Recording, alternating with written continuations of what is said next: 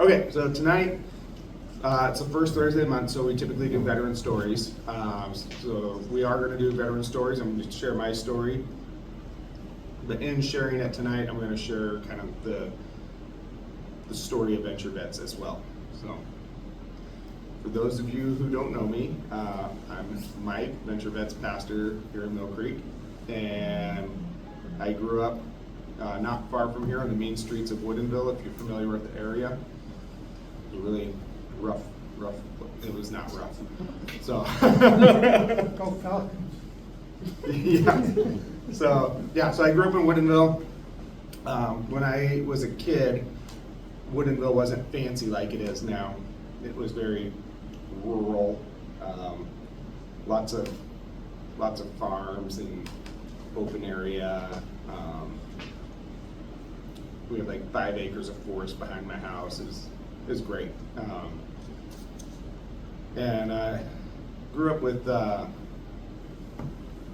like 4 or 5 other boys the same age as me in the neighborhood, and we were just like, thick as thieves, rode our bikes everywhere and hung out all the time, and just had this really awesome little community of boys running around, being menaces and doing what we, little boys do. So that was a great part of growing up in Seattle. Being 7 years old when Griffey was a rookie for the Mariners was huge for me. It made me into the diehard baseball fan I am now.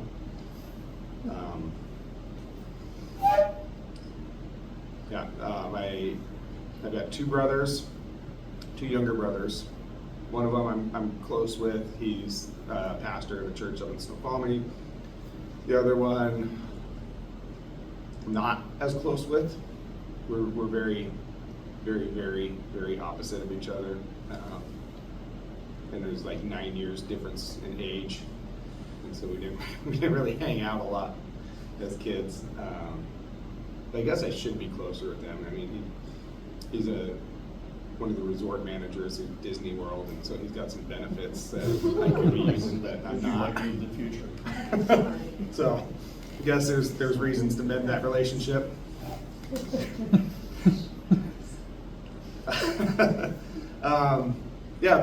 But then we got to junior high, and junior high changed everything for me. That core group of boys I'd grown up with and was like super, super tight, just had community with, like, we did everything together. All of a sudden, like, I don't even know what happened, but it was just like everybody was in new social groups, and that core group just like split up as soon as we went into junior high. And I didn't really fit in with any of the groups that they ended up in. And I remember just like really feeling like I was alone going into junior high there. Didn't have community anymore. And so that's when I started really getting into sports, football, track, baseball. And I found a little bit of community on those teams, but it wasn't like what we had growing up. And so I just kind of through junior high and high school, kind of like more or less distant from everybody. Like I kind of fit in with a bunch of different groups, but not like completely, and I didn't let anybody get close to me anymore. And I just kind of didn't realize it then, but I really had desired that community I had as a little kid. My junior year of high school, I decided I was going to join the Marine Corps because my professional baseball career wasn't going to happen. So it seemed like the next best thing. So I went and got in the delayed entry program as early as I could, and I was in the delayed entry program for an entire year before I went off to Marine Corps boot camp 3 days after I graduated high school. And I started like finding myself in that delayed entry program. I was like, yeah, like the other nerds that were going there and working out with the recruiters and getting ready for boot camp, like it's like I was all in. Like we made this little community.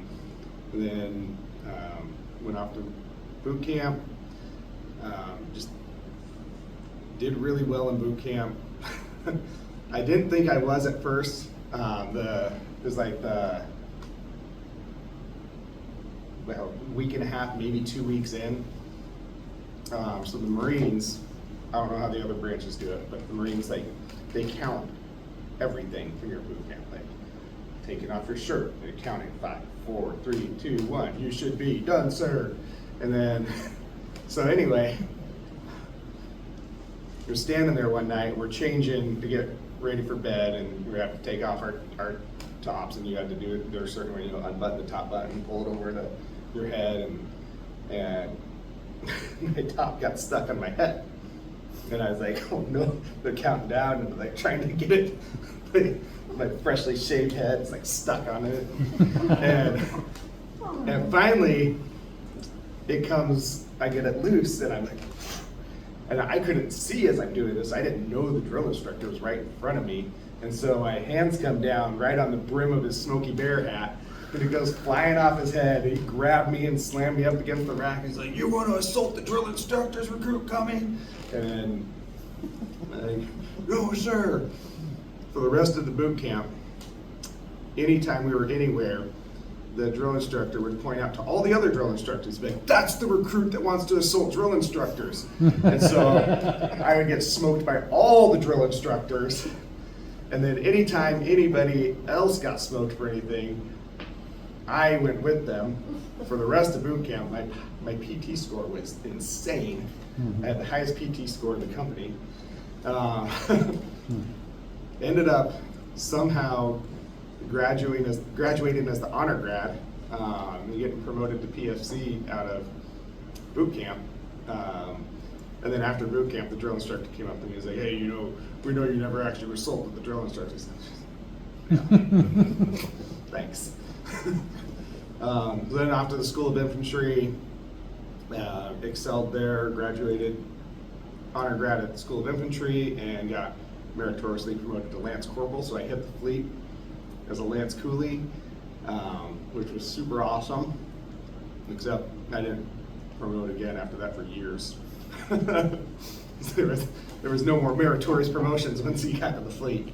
And so when I went in, my recruiter had talked me into doing this security force contract. He told me about how cool it was.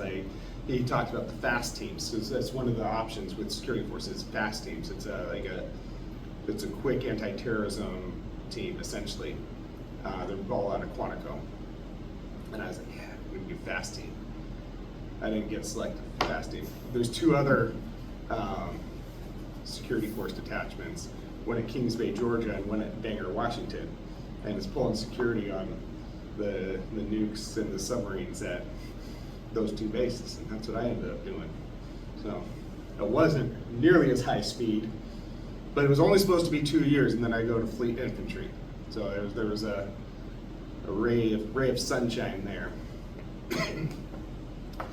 And I was loving the Marine Corps.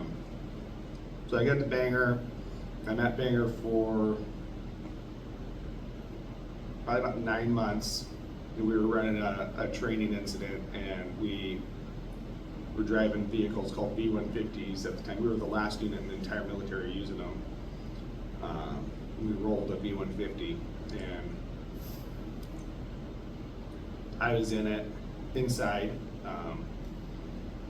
So you have troops inside, and then your gunner, the team leader, and the driver are all like name tape defilade above the top of the vehicle. So we rolled it, and the team leader and the gunner were both pinned under it and died. And that was my first experience of death in the military, was that training accident, and it shook me. That was June of 2001.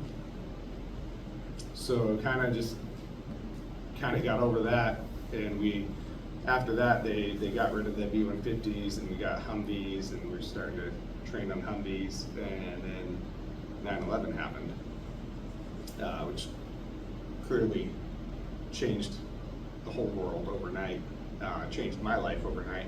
Went from peacetime military to a military at war, started to see some true colors on a lot of the people that were there, which was really surprising to me. Like, guys were like, I didn't sign up for this. I was just here for, you know, college benefits and they joined the peacetime military. They didn't think we'd actually go to war. And then now that it's happening, like, guys were like whistling out. It was pretty. And then there was other guys that were like, yeah, this is what I signed up to do. So it was really, really interesting to see the two sides right after 9/11.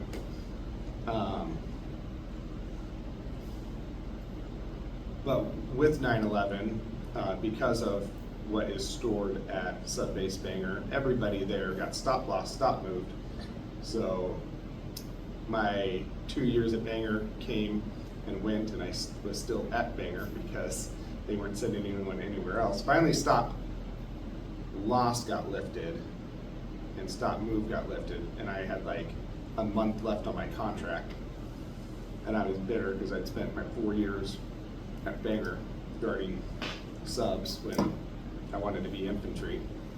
And so I got out, and I didn't realize how much I loved the camaraderie, the brotherhood, the sense of purpose, the identity I had as a Marine. I went to work doing this landscape construction job, and it was just very unfulfilling. It had no purpose to it, and it was like there was no future in it.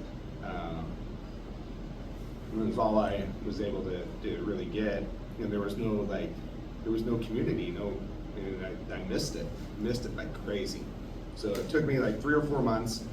I went back to the Marine Corps recruiter in the town I was living in over there, Port Orchard, and I told him I wanted to get back in the Marines, and he's like, well, we gotta wait for a spot to open up because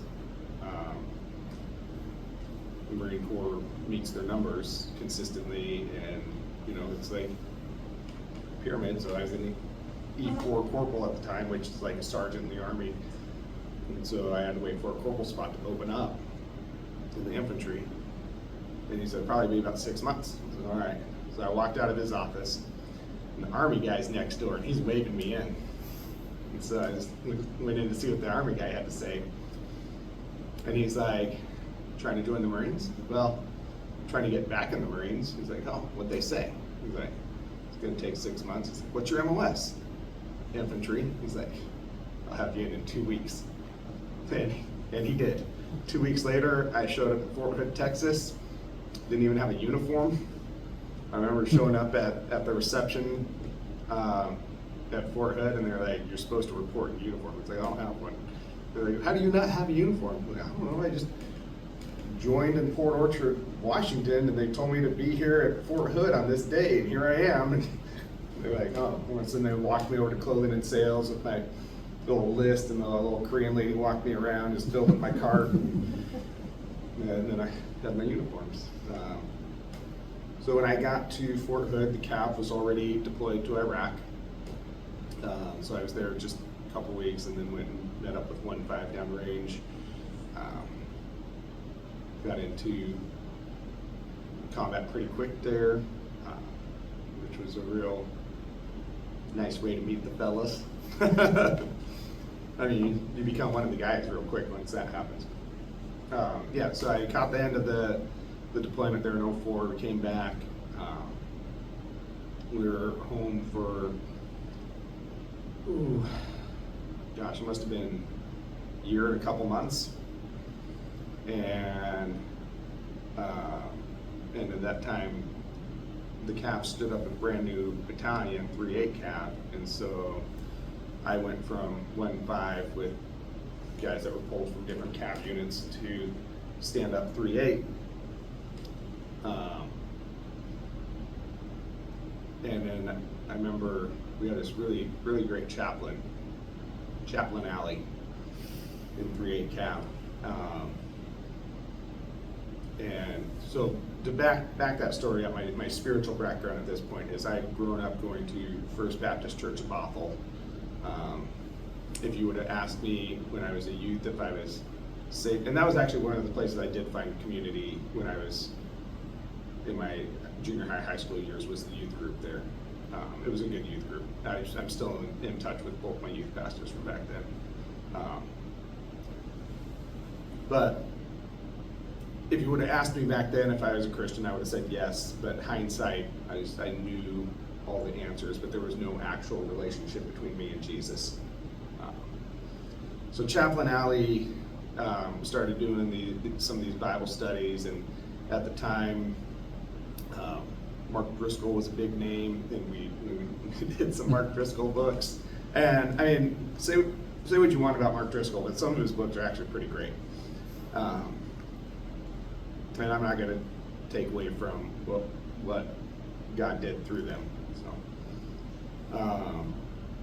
yeah, and so kind of Chaplain Alley kind of showed me what it meant to actually have a relationship with Jesus, and that kind of led me into having a relationship with Jesus. Then we deployed with 3/8 Cav. I'm a fairly new actual Christian at this point. And so I'm a sergeant now, and I had the weapons squad. And, you know, if you don't know Cav, we're armored infantry, so we ride around in the Bradleys, and but yeah, so I had weapons squad, one of the dismounts, and one of my soldiers, Stephen Raderstorff, we called him Raider, but his dad is a pastor of a church in Phoenix, Arizona, and Raider was running as hard and fast and far from God as he could. He wanted nothing to do with it. Like, he was going completely the opposite direction. I remember right before we deployed, I don't know if I should say this since we're recording this, but I'm going to anyway. Right before we deployed, I remember him coming up to me like, "Hey, Sergeant, I lost my virginity." And it's like, and story comes out that he lost his virginity to a prostitute right before we deployed. So it's like, just an example of how hard and far he's running. But we get downrange. You guys have been deployed, you know there's a lot of downtime. Like, you work hard and then there's a lot of downtime. If you've been to Iraq, the sunsets are something else. It gets super cold really fast, but the sunsets are beautiful. And so we used to kind of sit out on our vehicle line, like on top of the Bradleys, and just BS and hang out. And me and Raider would get into these really deep spiritual conversations out there. And you sound like my dad. And but after one of those conversations, it was the first time that I genuinely heard God speak to me. And he told me before we left Iraq that Raider would know him. And I was so confident I heard from God that I went to the little phone bank and called his dad in Arizona and told him what God had told me. Like, that's how confident I was that God had told me that. And then, so if we fast forward a couple more months, one of our areas of operation was a place called the Jabbori Peninsula. The Tigris kind of goes around this peninsula in Jabbori land. So the Jabbori Peninsula was like the Wild West. As soon as you hold on to the peninsula, streets were clearing, you're gonna get in a fight every time you're on the peninsula. And so we got a huge firefight on the peninsula. Raider ended up getting shot in the chest twice. He got medevaced off the battlefield. We were on a tiny little company-sized FOB called Palawada, and so all the medical stuff was over at the larger base, Anaconda, over in Balad. And so he got medevaced to Balad, to the hospital, and we found out when we got back he died on the operating table in Balad. And I was so crushed and defeated, and just felt like God let me down. It's like, you said he was going to know you before we left, and now what? But as only a God story goes, it was a few weeks later, another one of my soldiers who had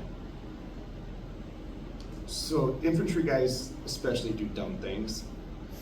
So the guys used to think it was super fun. They called it riding the ramp on the Bradley. And so they would like have a foot on the Bradley and ride it up as the ramp goes up. And I was like, so he was doing that and got his foot stuck and hurt his ankle. And so he wasn't rolling on missions with us for like a good month and a half. So his ankle is supposed to be better now, but like we don't have any medical facilities on our little company size fob, so we got a convoy over to Anaconda so he can go to the actual doctors and get like cleared to start rolling out on missions with us again. And so we're at Anaconda, and I'm standing there in the hallway in the cache there at the hospital, and for some reason I just start talking to this officer that's standing there. Well, it turns out he was the flight surgeon who had worked on Raider. And he remembered that, so I asked him if he had said anything that we could pass on to his family or anything before he died. And he, military, he has no idea my first name's Mike. He just knows I'm Sergeant Cumming talking to him.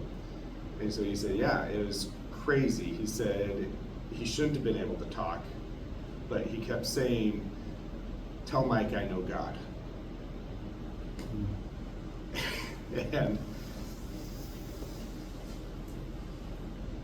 that was the moment that I can always look back on and know that, without a doubt, that God is real. And so obviously, as soon as we got back to our little company-sized base there, I went to the phone bank and called his dad to tell his dad that story.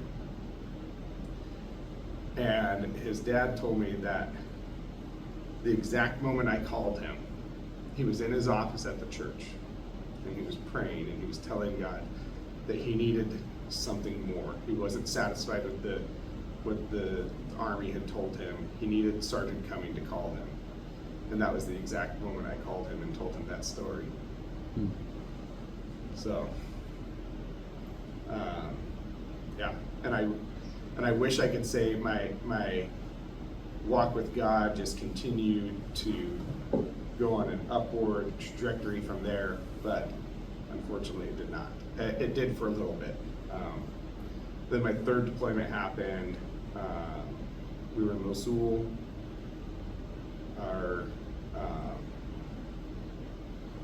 battalion commander, his Humvee got hit by a V-bid, and like we were picking up like pieces of them.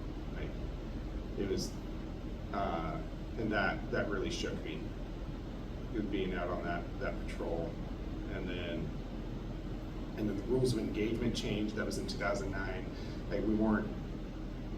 It was the same infantry units, but now we were advise and assist, and so like we had to tell the Iraqi army when we were going into the city. We couldn't take the tracked vehicles into the city. And, the Iraqi army, half of them play both sides of the fence. And so like there was no more standing firefights, which I would take in a heartbeat. No more standing firefights. It was all just IEDs, RPGs, grenades off the roof, no one to fight back with. And so we just got beat up during that deployment. And I came back from that, and it started to crack a little bit. At this point, I've got a wife and 3 kids. I'm not going to blame it on PTSD because that's a cop-out. I ended up having an affair, cheated on my wife. We did get back together and try to work things out, but eventually she found a boyfriend and moved on. Just never got over it. And then I just continued to spiral downward from that point. I had bought into this lie from the enemy that I had messed up too much for God to ever use me again, so why even try? Like, it was just like, and then I was looking for all of my answers, my validation and everything through the military, through my position, like like if you looked at me from a military standpoint, like I was spot on. Like when I retired, I was a first sergeant. I was like doing everything I needed to do and looked good from the outside on the military standpoint. So I found my identity in that. Like I found my identity in relationships. I had married and divorced 2 more times after that. And then,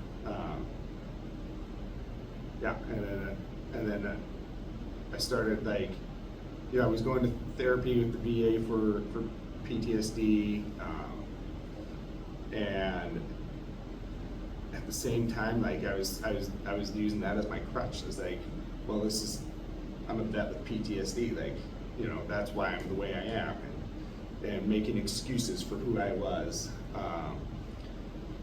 And so it got to a point where in January of 2020, my military career was probably at its peak at that point.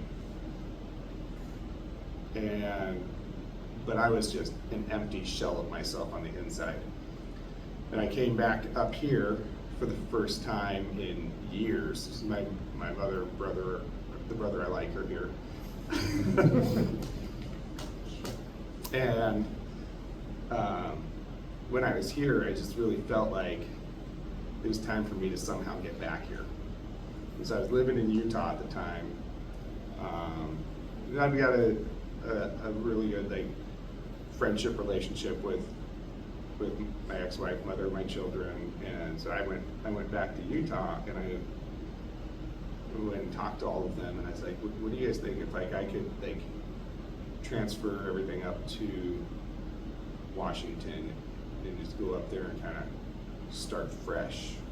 I mean, what do you guys think? And all of them were like, if you can go to Washington and start over, you need to go. And I was like, okay. So then June 2020 finally all worked out where I moved back up here right in the middle of COVID, which was perfect because I didn't want to be around anybody. So it was just me and my dog moved up here, and we started just spending a ton of time up in the mountains, just hiking, me and my dog. And the beauty of creation got to me. I would just be up there just looking around at everything, just in awe, and it reminded me that there was a creator of all of this, and that none of this was just by accident. And that led me to start to pray a little bit, and that turned into a little bit more prayer. And then eventually I started taking out my Bible again and reading that. I did not want to go to church though. That was not going to happen. So my brother is one of the pastors on staff at church on the Ridge in Snoqualmie, and I love listening to him speak. So I would go up to Snoqualmie on the Sundays when he would be the preacher, and that was it for me for church. I go listen to my brother like once a month, and we're good. And I was like in and out and talk to people, and then eventually God started putting on my heart that I needed to find a church, and I was very resistant to that. And I was in this naive point in my walk with God where I was like trying to make deals with God, and I was like, okay, I'm gonna go for a month, and if I don't like it, I'm not going back. And so I ended up going to Christian Faith Center down the road, and I gave it a month, and I didn't like it, and I was done. And I was like, all right, I did my part. And so then I ended up going up to Snoqualmie after that last service and having lunch with my brother, and he was asking me about how I was liking the church. And I was like, well, I went for a month and I didn't like it, so I'm done. He's like, but you only tried one church. I was like, well, yeah, but I did a month.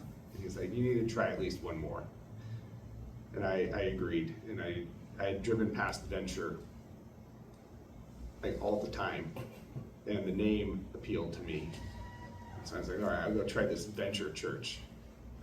And so I came to Venture, and I'm looking for reasons not to be here. Like, I'm going to preface this next statement because Di is an incredible preacher.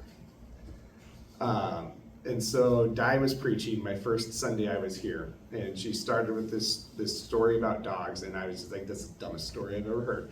Not that anything she said was wrong, I just decided it was a dumb story, and that was enough for me, I'm out. And so I went and had lunch with my brother that day, and he's like, what'd you think of Venture? And I was like, yeah, I told him about the dog story, and I was like, I'm not going back. He's like, why? And I was like, because it was dumb. And he's like, that's the only reason you're not going back? I was like, yeah. He's like, did you meet Morgan? And I was like, no. And he's like, oh, you're gonna love Morgan. We used to do youth camps together. And I was like, I don't know. I saw his big head talking on the screen for the announcements, but, and so he talked me into going back one more time and giving it another try because I had to meet Morgan. And so then I went back, and Brandon preached the Sunday I went back. And I'd never heard anybody preach like Brandon before, and God got me that Sunday. And then I was at Venture, been at Venture ever since. That was in 2021, the spring of 2021. And then probably about 6 months or so into that, I was still kind of avoiding the community aspect. I was going to some men's groups here and there, but not really like, that was it. I was checking boxes essentially. And like where I was now compared to where I was before, I was like, man, I'm doing great. And I thought like that was it. Like I'm doing good. I'm better than I was before. Going to church, doing their things. And I was in a pretty committed dating relationship at the time. So then you fast forward to April of 2022, and so let's go back. March 2022, I go to a Husky baseball game on a Sunday after church. And there's a pastor here at the time named Chris Cruz. He's not here anymore. But Chris ended up at this Husky baseball game also, and it happened to be Little League Day, and they had given like free tickets to all of the select Little League teams, and so the place was like packed with Little Leaguers. And I had taken my mom to the game, and I asked my mom, not thinking that there's only one concession stand at the Husky baseball park, and there's like 1,000 Little Leaguers there. I asked my mom if she wanted me to get her a hot dog, and she's like, yeah. So I go down, and I get in this ridiculously long line for a hot dog. And Chris Cruz ends up getting in line right behind me and starts like chatting me up and learning about my past, and he's like, what are you doing now? And I was like, well, I'm getting ready to retire. And he's like, what are you gonna do? He's like, I don't know. And he's like, you ever thought about maybe doing like a vets group at the church or anything? He's like, no. And next thing I know, he's talked me into coming to a men's ministry leadership meeting and talking about starting a veterans group. And in my mind at this time, it's like a handful of vets at a pub, like, or a coffee shop, just swapping stories, like nothing like structured to it at all. So then in April 2022, that girlfriend that I had at the time broke up with me, and it caught me off guard, and I was like devastated. And I realized at that point, like I was still like putting my identity into like relationships and things that weren't God. And then I retired 2 weeks later, and it was like everything that I've been putting my identity and my hope in, relationships, the military, my rank, the guys I was serving with, like was all gone. And I was just like, I remember one night just driving down by the Snohomish River and like contemplating just driving my little fake Jeep into the river. And when I was sitting there just in the dark doing that, was the next time I heard God. And it was just, he just said 2 words, he said, I'm here. And that was enough to bring me back off the edge. And I had like started like weeping like a little baby, and it was like, yeah. And then And then it was like a few days after that, still like having a hard time with all of this stuff that I've put my identity and hope and community and being gone. And it was the next time I clearly heard God speak to me. And he said, if none of that ever comes back, am I enough? And I knew that that answer was supposed to be yes. And I knew I couldn't honestly say yes at that moment in time. And so I ended up wrestling with that particular question for days. And finally, I told God, yeah,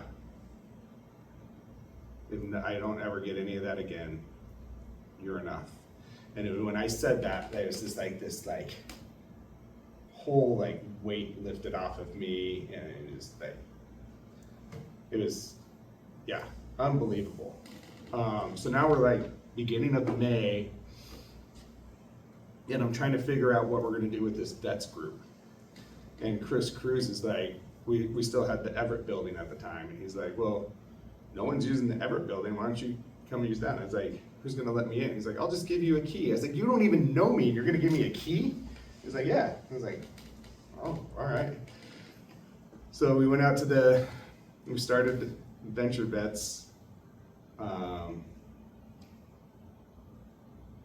just after Memorial Day of 2022. Another kind of cool thing with that, when we launched Venture Vets, it ended up launching not as a group but as a ministry, which I didn't anticipate. And I was standing in front of the church on that Memorial Day Sunday talking about the veterans ministry we were launching, totally unprepared for anything we were about to do. But that was Memorial Day 2022, and I didn't tell this part of the story, but if you go back to Memorial Day of 2012, exactly 10 years earlier, that Memorial Day, I was escorted by the police to the VA hospital and institutionalized because everyone thought I was going to take my life that night. 10 years to the day from being institutionalized, I was standing in front of the church launching this ministry. This is the things God can do in so little time. So next thing I know, this thing's starting to grow, starting to build traction. Tony Matar challenges me. He's like, you should become a pastor. I was like, Tony, let me tell you my past. They're never gonna make me a pastor. He's like, well, you should talk to PB about it. And so I talked to Brandon about it, and he's like, I think you should go for it. But he said, it's like a 50-50 chance AG gives you credentials. But then AG ended up giving me credentials. But then there was the stipulation that I get credentials, but I'm not allowed to marry again. And then over just this last year, AG reviewed all of my past and marriages, and they decided that I can maintain my credentials and get married one more time. So God has just been opening doors. Then the next thing you know, we're at this event at the Tacoma Dome for veterans with a Venture Vets table, and there's a lot of different vet organizations around, and Grand Canyon University was there, and Travis was there helping me. And next thing I know, Travis had gone off to see what else was out there, and he comes back to our table with this obnoxious guy from Grand Canyon University in tow, and he's like, hey, you should do the MDiv program, blah blah blah blah. And then the next thing I know, I was like, no, I'm not going back to school. I was everything I told God I wasn't going to do, I ended up doing. I'm not going to go back to church. Now I'm in church. Now I'm not going to be a pastor, and I'm a pastor. Not going to go back to school. Well, the next thing I know, I'm getting my MDiv.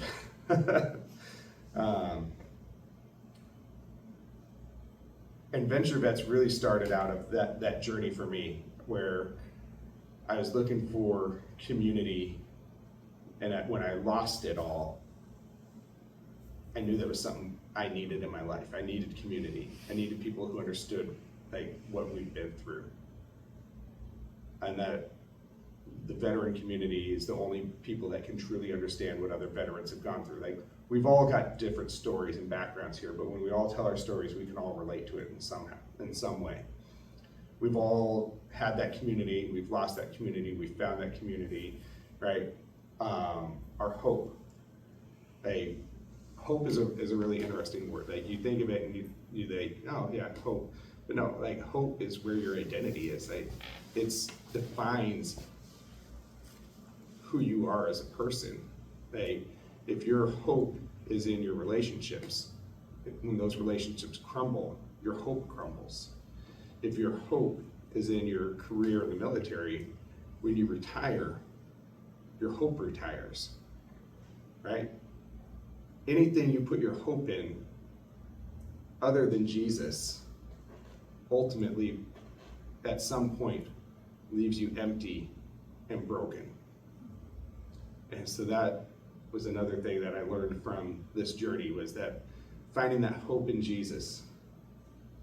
Like, I'd placed it in so many different places.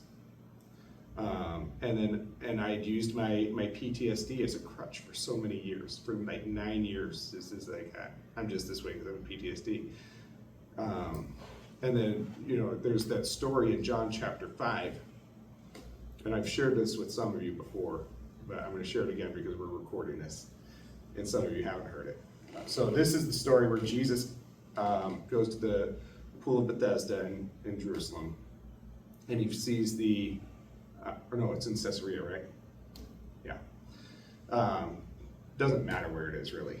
That's not the point of the story. Goes to the pool of Bethesda, and he sees the crippled guy, and the crippled guy's been there for 38 years. And Jesus asks him, do you want to get well? And he's like, well, and he makes an excuse. He's like, every time the waters get stirred, someone else gets in there, and there's nobody to help me. And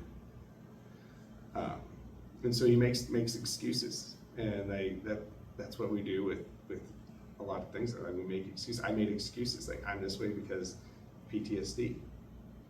And then when Jesus asked me, do you want to get well? Like, he asked this guy. I don't think he says it, do you want to get well? I was like, you want to get well? Do you even want to get well? And that's where the healing comes from, is when we allow Jesus to change that, to change what we're putting our identity in, and to find that hope in him rather than in everything else, and in the crutches that we have and the excuses that we make. And then the purpose. Like, in the military, they had purpose. Like, there was always the mission, the things that had to get done. They leading my troops, training them, making sure they were ready to go. I remember taking so much pride when my team was the first team in 5 years that got all T's at NTC when we went, or at JRTC when we went through there. And then, like, that was my purpose. And when I retired from the military, my purpose was gone. But we all have purpose. Like, Jesus has told us that we're all supposed to go make disciples of people around us, and that's the biggest purpose that we have. And everybody's got things that God has placed on your heart that, like, they make you come alive, and you get excited when you think about going and doing those things. And that purpose is from God and not from all of the other places that we tend to look for it. And so that's kind of the story, my story, and the story of Venture Vets. So we'll do questions if anyone has questions. Sorry if it was long. Yeah? What was, like, the transition from, like, getting out into, like, stepping into, like, ministry? Like, because for me, like, going into the internship after getting out, it's been really hard to, like, I guess, let go of, like, the military side of me and kind of accept, like, this is how ministry is. Mm-hmm. So, like, what was that like for you? That was actually challenging. But I think it was also helpful too. Like I could take a lot of the principles of leadership from the military and apply them directly over to ministry, and I think that gave me a leg up on stepping into ministry at this point in my life, where, like, I haven't been walking with the Lord as long as, like, a lot of other pastors have in doing ministry as long as a lot of other pastors have. But I've got things and systems that help me from the military to be a little bit more successful in that role. And then like some of the discipline that comes with that. But there was also like the people skills. Yeah, where that was a challenge for me. Travis can tell you, he's watched that journey with my language, with the way I talk to people, and how I've like had to like let Jesus change that. So yeah, so there's definitely challenges. Give yourself grace. Okay, God will work on different things with you at different times to get you where He wants you to be. But then like relying on some of those intangibles that you do have.